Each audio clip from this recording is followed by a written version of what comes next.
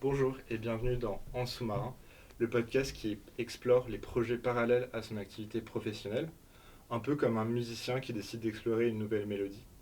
Je suis Pierre Aboukra et j'accompagne des porteurs de projets qui souhaitent générer des revenus complémentaires ou démarrer leur propre aventure entrepreneuriale.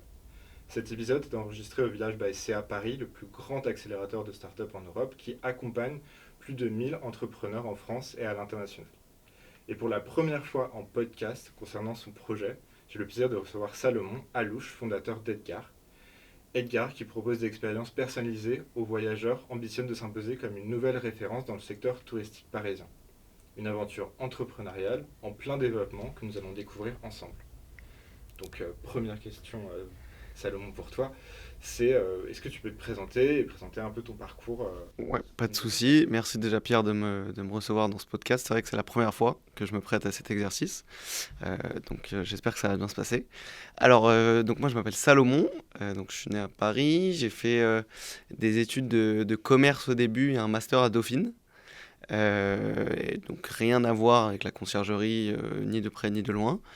Mais durant mes expériences, donc juste après Dauphine, je suis allé à Tel Aviv faire ce qu'on appelle aussi conciergerie, mais ce qui est plutôt de la gestion locative, donc courte durée.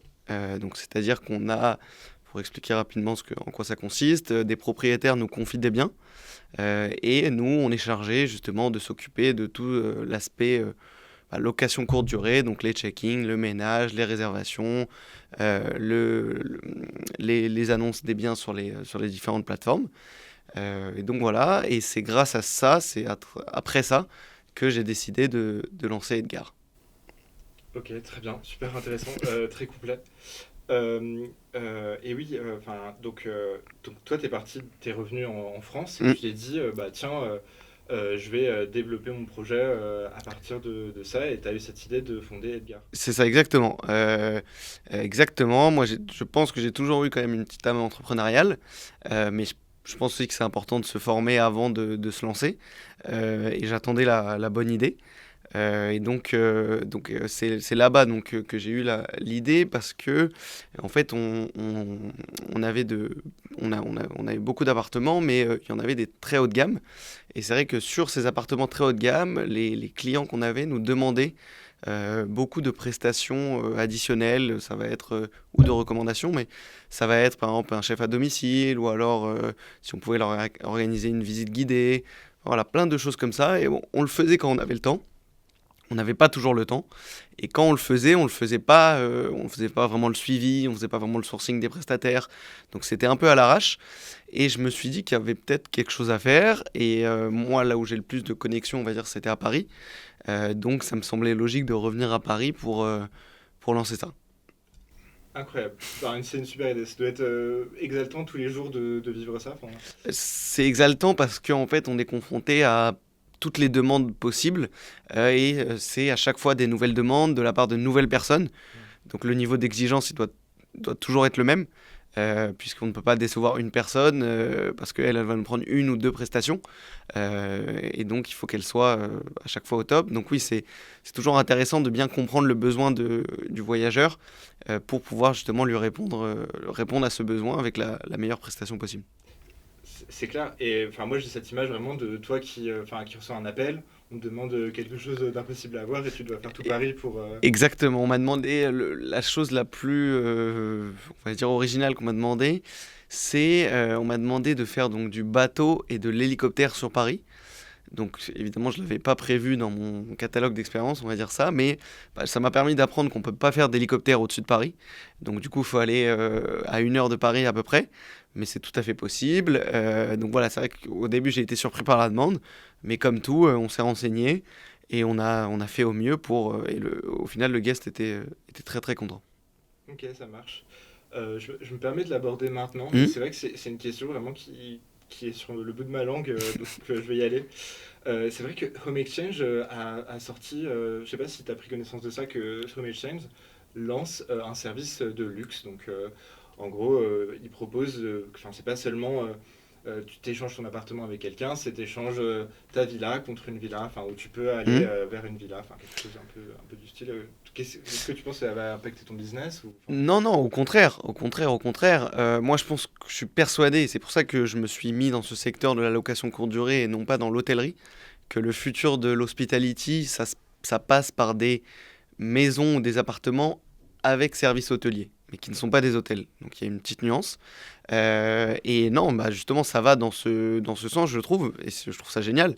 Mais donc les personnes qui vont louer, qui vont échanger leur maison, qui sont des très beaux biens très haut de gamme, je pense voudront et, et voilà, seront demandeurs de ce genre de service additionnel de conciergerie dans les biens qui vont échanger. Donc au contraire, moi je vois pas ça, enfin je pense que ça impacte positivement mon business. d'accord. Ok, ça marche. Et est-ce que, enfin aussi, pareillement, c'est vrai que quand justement j'ai découvert Edgar Experience, je me suis dit, mais tiens, enfin, ce serait plus intéressant de pouvoir gérer un actif enfin, d'un propriétaire et puis après bah, de le remodeler pour faire une expérience luxueuse. Est-ce que tu essaies de te rapprocher de ça ou... Alors non, moi du coup je me rapproche pas du tout de l'opérationnel et de la gestion.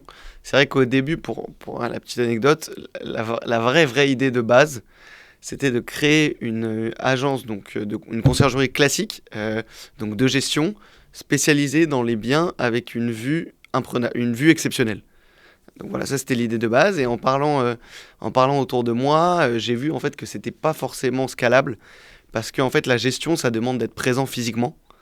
Alors que là, je me suis lancé sur Paris, je me développe également dans le sud, et je pense qu'on va y revenir, mais à moyen long terme, voilà, j'ambitionne que Edgard devienne une marque internationale au niveau de la conciergerie à travers justement ses voyages et ses agences de location courte durée. Mais donc voilà, je veux vraiment rester en dehors de l'opérationnel parce que il y a déjà plein d'acteurs sur le secteur et ils savent très bien le faire. Et moi, c'est vraiment une autre expertise, un autre métier que je veux apporter pour justement que eux puissent créer de la valeur autour de leurs biens. Ok, très clair, merci. Et oui, enfin, et donc tu es aussi implanté, oui, j'ai vu que tu étais implanté dans le sud aussi. Exactement, on a commencé sur Paris. Pour cette saison, donc on va se lancer dans le sud. On est donc principalement en Côte d'Azur et en Provence. Ok, c'est situé vers Marseille. On a un peu de Marseille, mais surtout Saint-Tropez et Cannes et Provence, type Gordes, Roussillon, le Luberon. Ok, bah ça fait plaisir. Non, mais c'est intéressant. Je blush un peu, mais, mais ok, ça marche. Et oui, c'est vrai que plus vraiment dans l'expérience que tu apportes, c'est vrai que j'arrive pas encore à m'imaginer vraiment ce que tu proposes. Enfin, tu pourrais essayer de le décrire un Ouais, petit pas de souci. En fait, c'est très simple. Donc, comment ça fonctionne? Chaque guest qui rentre dans un appartement de mes partenaires reçoit un message ou a une communication qui le prévient que un service de conciergerie lui est dédié avec justement un catalogue de services qui peuvent être proposés. Donc ça va le plus classique du transfert d'aéroport ou de la gare vers l'appartement, en passant par l'organisation de la demande en mariage, le chef à domicile, les visites guidées, les tours dans Paris ou à côté de Paris, des dégustations de vin, des cours de salsa, de l'hélicoptère comme je t'ai dit. Donc vraiment, voilà, tout est possible, ça c'est vraiment le maître mot. Tout est possible, mais voilà, il y a vraiment un catalogue de toutes les activités et de toutes les prestations qu'on peut retrouver sur Paris et dans le sud. Très bien. Et ça donne envie encore une fois. Désolé, vraiment, j'y vais à fond, mais c'est vrai que c'est sympa quand même. Et oui, et d'ailleurs, quel problème concret cherchais-tu à adresser au départ? Qu'est-ce qui fait vraiment la différence pour son séjour? En fait, le problème, le constat, c'est que aujourd'hui, comme on en a parlé plus tôt, mais voilà, l'hospitality hors hôtel se développe vraiment. C'est-à-dire qu'aujourd'hui, quand on est un voyageur, on a la possibilité de séjourner dans des très très beaux biens, très haut de gamme partout dans le monde. Et je ne comprenais pas pourquoi quelqu'un qui dépense 1 500 € par nuit dans un hôtel, et donc qui a évidemment tout le service qui va avec, dont le concierge, ne pouvait pas retrouver ça lorsqu'ils louaient une maison, une villa, un appartement, également à 1 500 euros la nuit.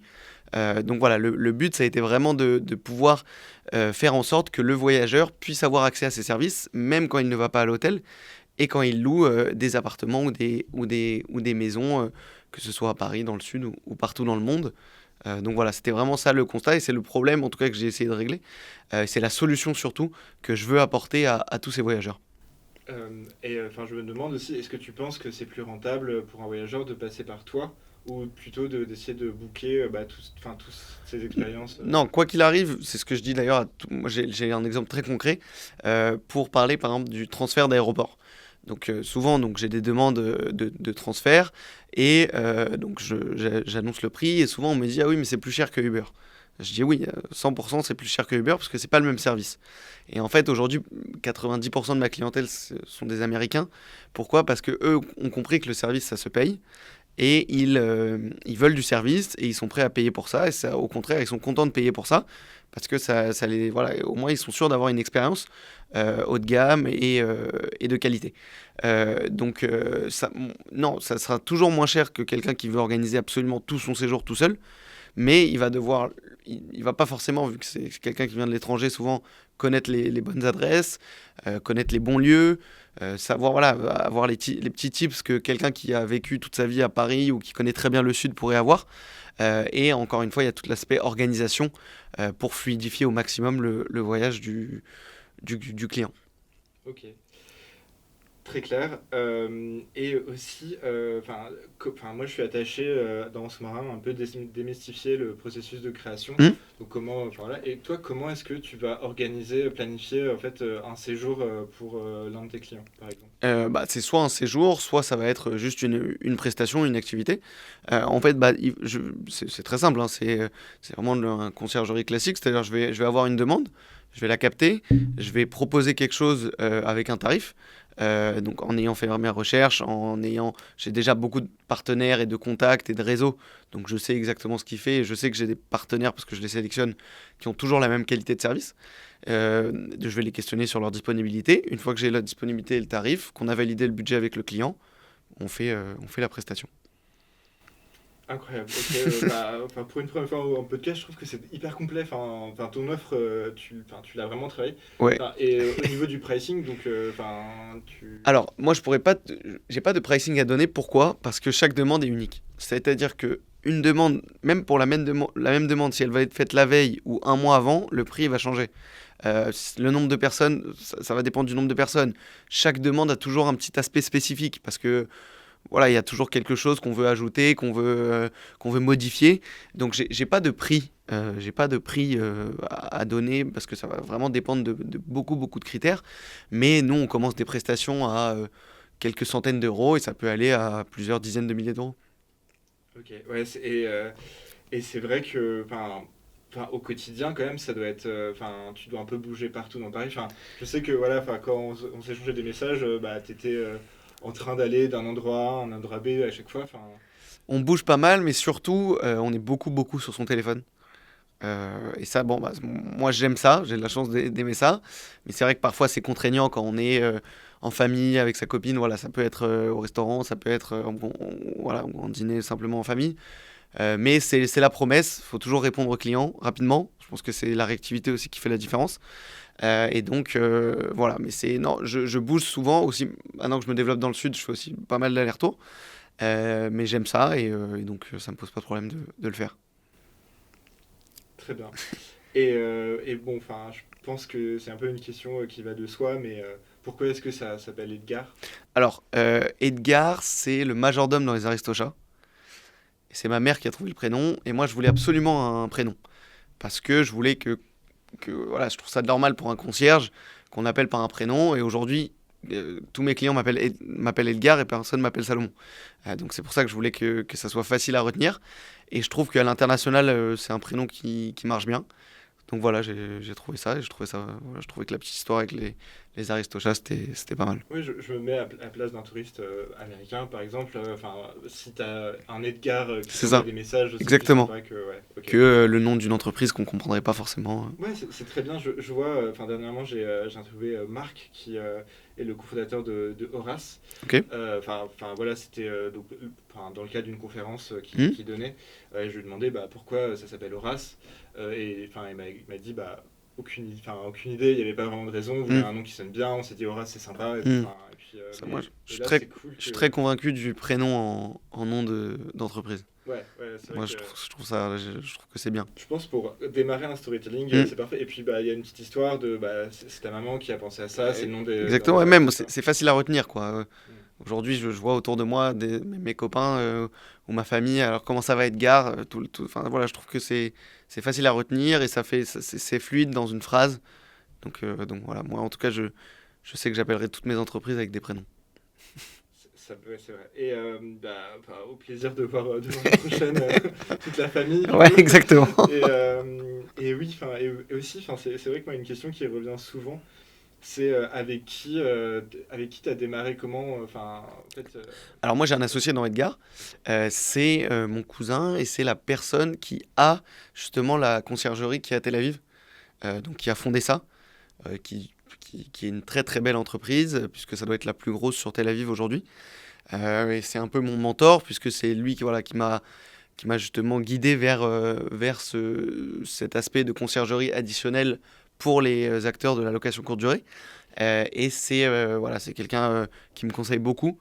Donc voilà, c'est vraiment mon associé, mais plus encore, je pense vraiment mon mentor. Ok, ouais. Donc c'est une entreprise, c'est un petit business de famille. Exactement, on Ok. peut dire ça comme ça. Ok, j'aime beaucoup. C'est quelque chose aussi que j'apprécie quand c'est quelque chose de familial qui est fondé. Enfin, je trouve que ça a des valeurs fortes. Après, Exactement. Bah, ça permet une confiance hmm, qui n'est pas, en tout cas au début, avec un associé tierce. C'est-à-dire que là, du fait que ce soit en famille, la confiance est vraiment de mise, quoi. ouais, ouais. Et puis c'est vrai que en fait, être avec un associé, c'est comme un mariage. Exactement, Donc si tu trouves une personne en fait qui à la fin, exactement. et ben, Il faut éviter le qui- divorce. ouais, ouais, faut éviter le divorce clairement dans ces cas-là.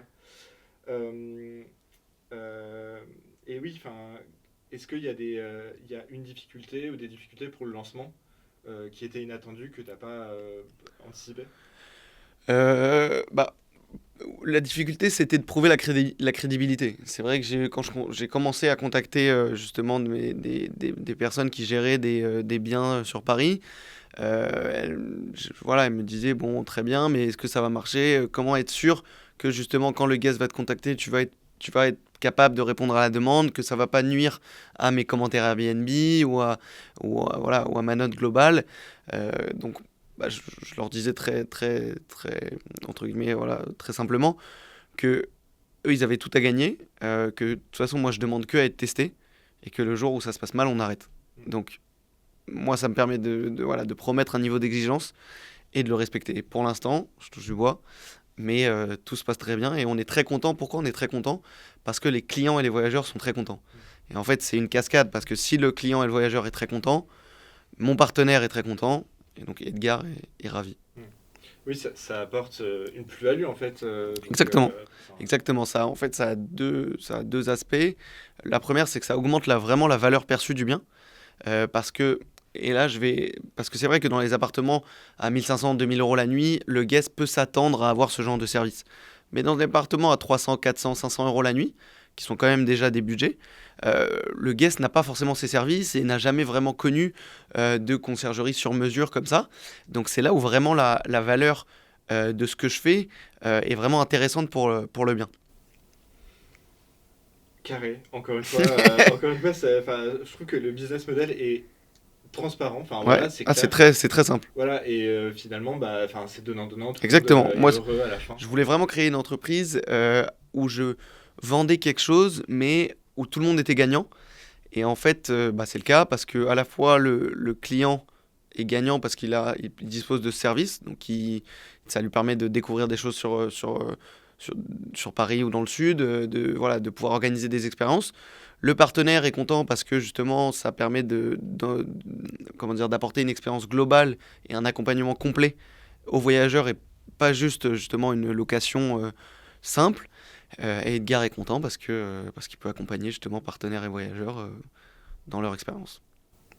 D'accord. Et est-ce qu'il y a des détails je me demande s'il y a des détails qui font un peu la différence que tu as remarqué, qui pouvaient satisfaire un client un peu plus que... Bah, tout est dans le détail en fait. Moi je pense que justement le vrai luxe et le vrai service, c'est dans le détail. Donc c'est vrai qu'à chaque fois, j'essaye sur toutes les prestations d'ajouter quelque chose pour que ça soit vraiment personnalisé au maximum. Je dis n'importe. Pour prendre un exemple, ce qu'on a fait récemment, on a fait un dîner privé. Sur j'avais fait des serviettes avec le prénom de tous les invités. J'avais pas prévenu justement la personne qui organisait le dîner. Et c'est pas grand chose, c'est vrai. Mais je sais qu'aujourd'hui, ils ont gardé la serviette en souvenir. Et donc maintenant, on a une bonne relation. Donc je communique souvent avec elle. Et elle m'en reparle encore de cette serviette personnalisée. Elle m'envoie des photos chez elle quand elle est rentrée aux États-Unis. Donc c'est pas extraordinaire. J'ai rien inventé. Mais je m'efforce vraiment à chaque fois de pouvoir apporter une petite touche personnelle et un ajout qui n'était pas prévu dans la prestation de base pour rendre l'expérience encore plus mémorable. Comme quoi les grandes histoires s'écrivent sur les serviettes. Exactement.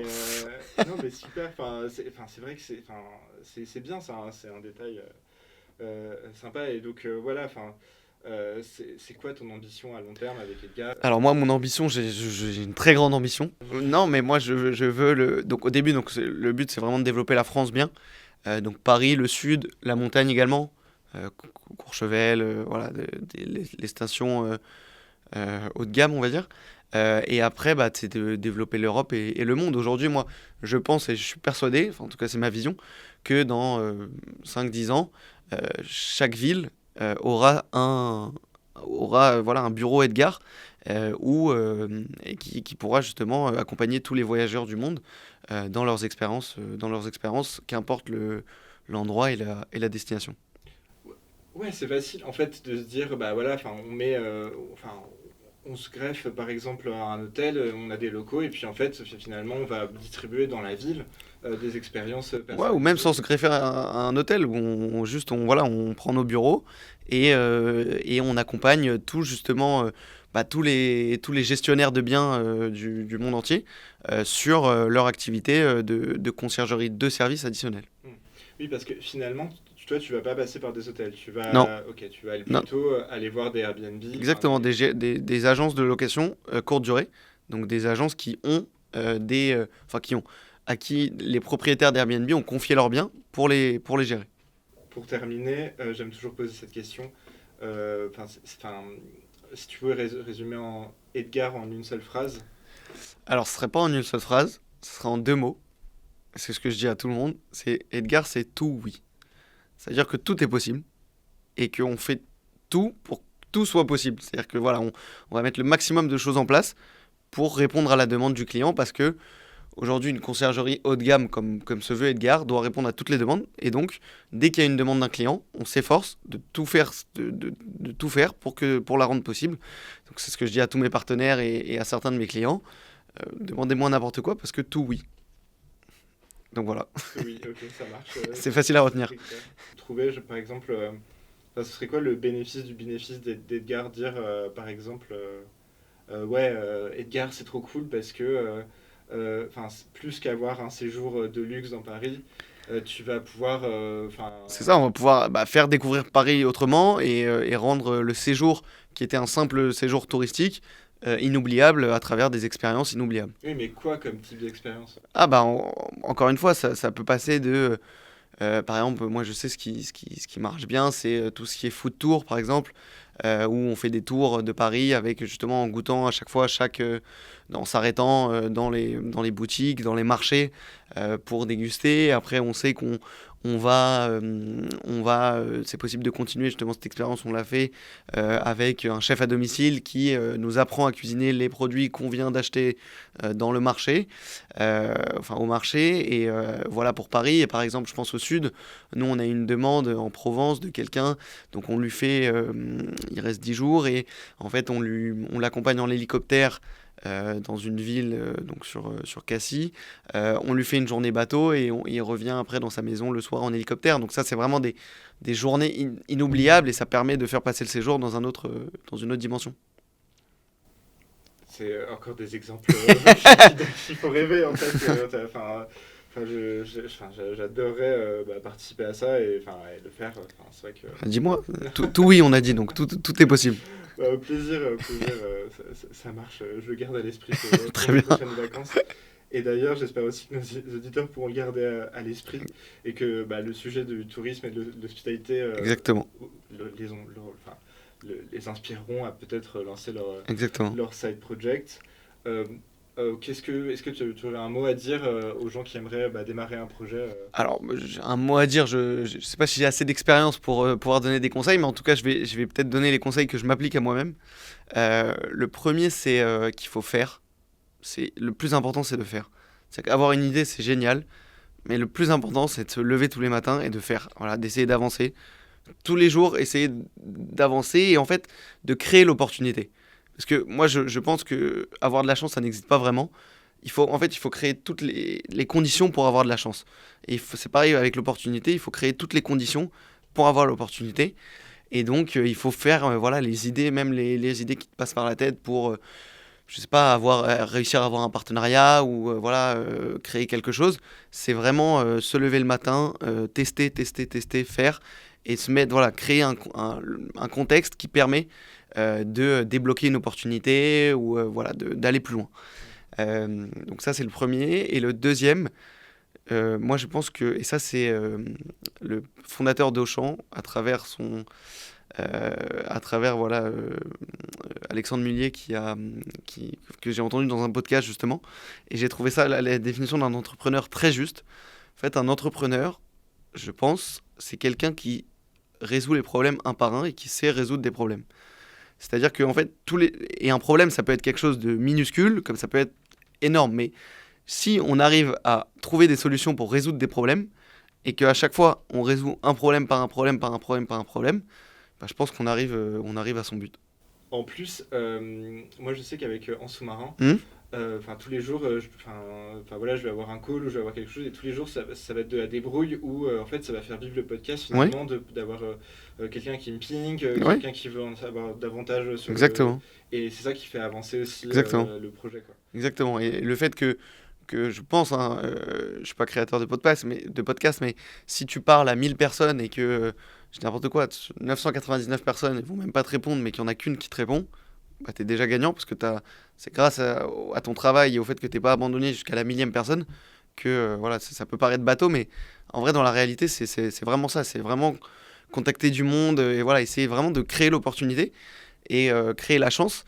Euh, et pour la petite anecdote, moi, ce que je fais, c'est que j'ai mes bureaux qui sont en face du Péninsula. Et tous les jours, je m'efforce à faire un aller-retour devant le Péninsula. Parce que je me dis que je peux croiser quelqu'un. Et la dernière fois, j'ai croisé Nasser El Khelaïfi, le président du PSG. Donc j'ai discuté un peu avec lui, je lui ai donné ma carte. Je ne sais pas si ça donnera quelque chose, mais je suis persuadé que, à force de faire ça, quoi qu'il arrive, un jour, je ferai une rencontre qui me permettra de développer encore plus loin Edgar. Super inspirant. Merci à nos auditeurs de nous avoir écoutés. Merci beaucoup à toi de m'avoir reçu. Merci Salomon, c'était encore une fois c'était parfait, très complet. Euh, oui, encore merci à Emmanuel de nous avoir prêté ses locaux, au village Baïséa qui est partenaire de ce podcast. Donc voilà, si vraiment vous avez déjà un projet qui est à un stade un peu avancé, vous pouvez aller voir le village Baïséa à Paris et ils vont vous aider à maximiser le développement du projet. Ils vont vous faire rencontrer les bonnes personnes, un peu comme avec le président du PSG. Voilà, et puis à très bientôt dans Sous-Marin et merci encore. Merci à toi. Merci. Merci beaucoup.